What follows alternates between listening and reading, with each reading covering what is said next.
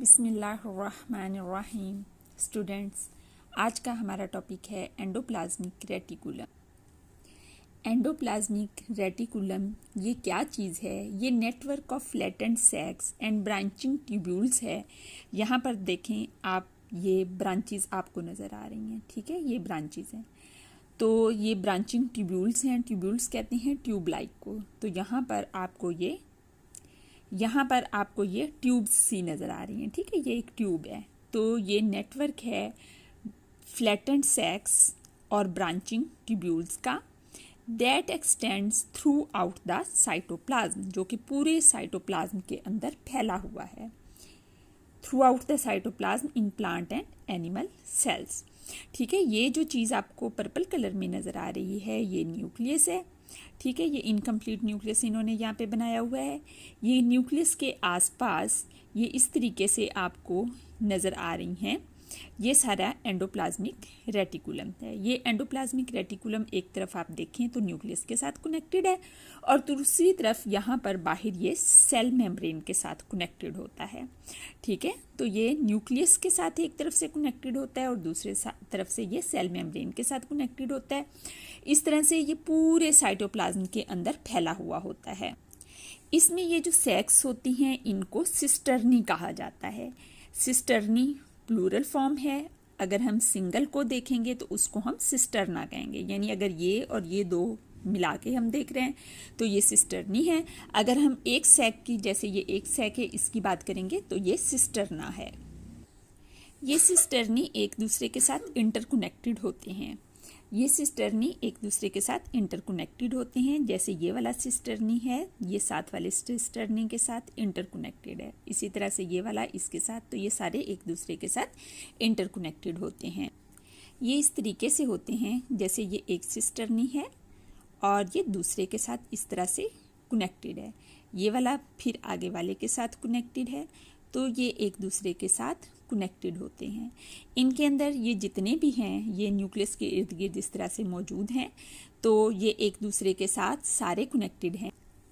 ये जो इनके अंदर स्पेस है दैट इज ल्यूमन। ल्यूमन कहते हैं कैविटी को। तो इनके अंदर ये जो स्पेस है ये इनकी ल्यूमन है, और आप ये देखें ये सब की ल्यूमन एक दूसरे के साथ इंटरकनेक्टेड है, जिस वजह से ये कह रहे हैं कि इनमें सिंगल ल्यूमन पाई जाती है, क्योंकि एक ही है, सारी अलग अलग से नहीं है हर सिस्टर्नी की, तो इस वजह से ये सिंगल ल्यूमन है। चलें हम रीडिंग कर लेते हैं। ऑल सिस्टर्नी आर इंटरकनेक्टेड, ठीक है, एक दूसरे के साथ जुड़े हुए हैं। So that the endoplasmic reticulum has only one large and highly convoluted lumen. Convoluted lumen का मतलब क्या है? बल खाती हूँ, क्योंकि ये देखें ये इस तरीके से इनके अंदर है ल्यूमन, तो वो ल्यूमन आप ये देखें ये बल खाती हुई ल्यूमन है। और इस ल्यूमन को क्या कहते हैं? सिस्टर्नल स्पेस, ठीक है। ल्यूमन को क्या कह रहे हैं? Cisternal space. It takes up more than 10% of the total volume of the cell, यानी कि ये जो सिस्टर्नल स्पेस है ये पूरे सेल के वॉल्यूम का 10% है। इट मीन्स कि बहुत ज़्यादा मिकदार में ये मौजूद होते हैं। The cisternae are also connected to the double layered nuclear envelope.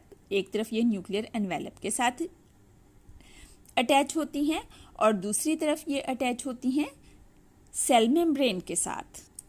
क्योंकि ये सेल मेम्ब्रेन और न्यूक्लियस के साथ अटैच्ड हैं, इस वजह से ये न्यूक्लियस का कनेक्शन बनाती हैं साइटोप्लाज्म के साथ और आउटसाइड द सेल भी। स्टूडेंट्स, आप यहाँ पर देखें तो ये इसके सेंटर में न्यूक्लियस है। न्यूक्लियस की ये एक मेम्ब्रेन है, ठीक है, ये इसकी सिंगल मेम्ब्रेन, और फिर ये इसकी सेकंड मेम्ब्रेन। तो ये दोनों मेम्ब्रेन एक दूसरे के साथ इस तरीके से, ये जो इनकी मेम्ब्रेन है ये बाहर एंडोप्लाज्मिक रेटिकुलम के साथ कनेक्टेड हैं। ये एंडोप्लाज्मिक रेटिकुलम है, तो ये दोनों मेम्ब्रेन एंडोप्लाज्मिक रेटिकुलम के साथ कनेक्टेड हैं। तो इनके दरमियान जो दोनों मेम्ब्रेन के दरमियान स्पेस है और जो एंडोप्लाज्मिक रेटिकुलम के दरमियान स्पेस है, ये स्पेस इंटरकनेक्टेड है।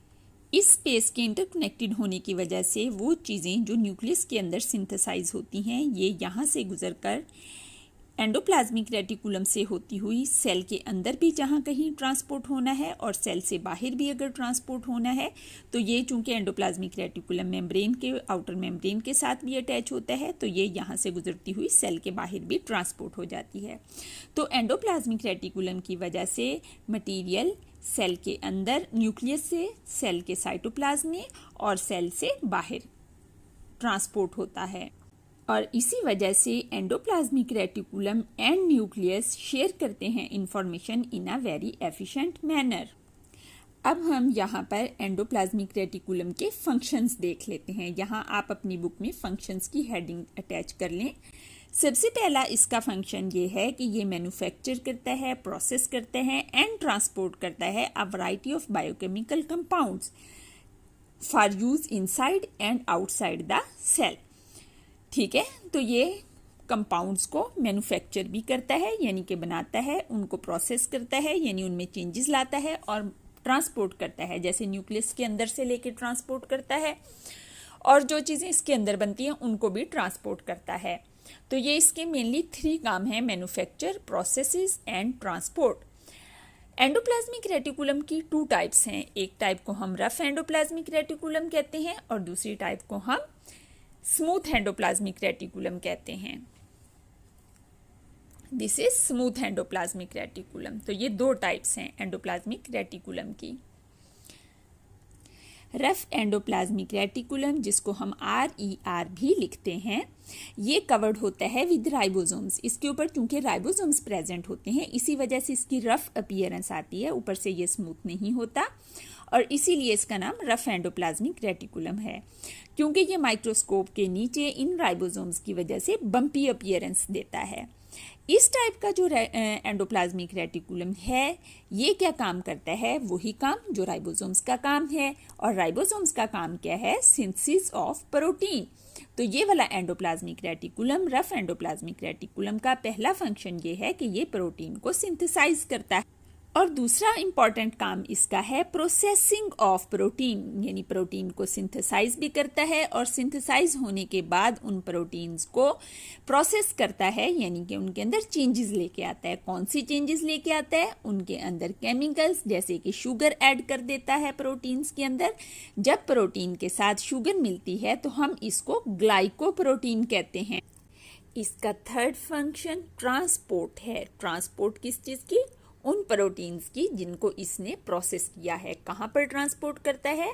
सेल के अंदर, जहाँ इन्होंने काम करना होता है, जहाँ इनकी ज़रूरत होती है। या फिर और किसको ट्रांसपोर्ट करता है?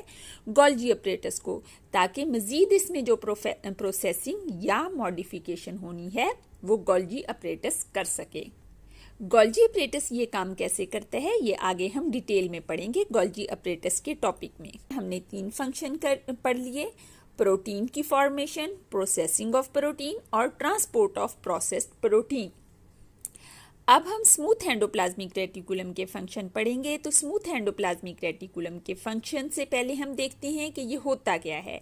इसको हम स्मूथ इसलिए कहते हैं क्योंकि इसके ऊपर राइबोसोम्स नहीं होते। लेक का मतलब होता है एब्सेंट, यानी इसके ऊपर राइबोसोम्स एब्सेंट होते हैं। इस वजह से इसकी सरफेस हमें माइक्रोस्कोप के नीचे स्मूथ नज़र आती है, इवन नज़र आती है। इसका फर्स्ट फंक्शन है प्रोडक्शन ऑफ लिपिड्स, ये लिपिड्स को प्रोड्यूस करता है। उसके बाद इसका सेकंड फंक्शन है building blocks for the carbohydrate metabolism. Carbohydrate metabolism के लिए जो भी मटेरियल चाहिए होता है उस मटेरियल को ये सिंथेसाइज करता है। और थर्ड फंक्शन इसका है detoxification of drugs and poisons. Drugs और पॉइजन्स जो बॉडी के अंदर एंटर होते हैं और सेल के अंदर चले जाते हैं उनको ये डिटॉक्सिफाई करता है। और एक और फंक्शन इसका है कि ये कैल्शियम को स्टोर करता है एंड डूइंग कैल्शियम मेटाबॉलिज्म, और कैल्शियम का मेटाबॉलिज्म भी करता है। अब चूंकि इनके अंदर कैल्शियम स्टोर होती है तो यही कैल्शियम को रिलीज करता है जब मसल्स ने अपने काम करना होता है, यानी कि मसल्स ने कॉन्ट्रैक्शन करनी होती है। इस तरह से ये मसल कॉन्ट्रैक्शन को ट्रिगर करता है। तो ये आप इसकी नंबरिंग कर लीजिएगा। नंबर 1 में प्रोडक्शन ऑफ लिपिड्स है, नंबर 2 में कार्बोहाइड्रेट मेटाबॉलिज्म के लिए बिल्डिंग ब्लॉक्स बनाता है, नंबर 3 में detoxification of drugs and poisons करता है। ड्रग्स जो मेडिसिन्स ली जाती हैं और बॉडी उन मेडिसिन्स को इस्तेमाल कर लेती है तो बाद में उसने डिकम्पोज होना होता है। तो सेल के अंदर ये डिकम्पोजिशन स्मूथ एंडोप्लाज्मिक रेटिकुलम के अंदर होती है। और इसके अलावा पॉइजन्स मुख्तलिफ किस्म के जो सेल के अंदर प्रोड्यूस होते हैं या बाहर से एंटर होते हैं उनको भी स्मूथ एंडोप्लाज्मिक रेटिकुलम ही डिटॉक्सिफाई करता है। और इसका 4th function storing and doing calcium metabolism, और इसका 5th function trigger muscle contraction. कैसे कॉन्ट्रैक्शन को ट्रिगर करता है? कैल्शियम को रिलीज करके। आई होप आपको लेक्चर समझ आ गया होगा। अगर किसी चीज़ की समझ नहीं आई तो लेक्चर को दोबारा सुनें, इंशाल्लाह समझ आ जाएगी।